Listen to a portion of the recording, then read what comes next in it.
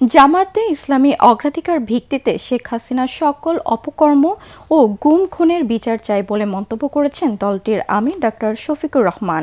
দুপুরে সুনামগঞ্জের সরকারি জুবিলি উচ্চ বিদ্যালয় মাঠে জেলা জামায়াতের কর্মী সভায় তিনি এ মন্তব্য করেন। রাজনীতিতে ধোঁকাবাজি ও মিথ্যাচার দেখতে দেখতে দেশের জনগণ এখন ক্লান্ত, বিরক্ত।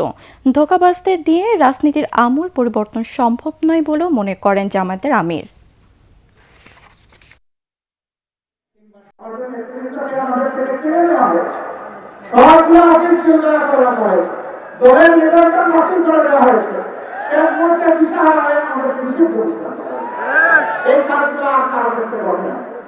কেউ ভুল করলে খুনি হবে, তার পরিণতি কি হবে এটা যেন সবাই দেখে এখান থেকে শিক্ষা নিয়ে এই যাবে, অগ্রাধিকার দিয়ে বিচার করা হবে। এটা এই কারণে প্রতিশোধ নেওয়ার জন্য, বরঞ্চ মানব সমাজকে কলঙ্ক মুক্ত করার জন্য।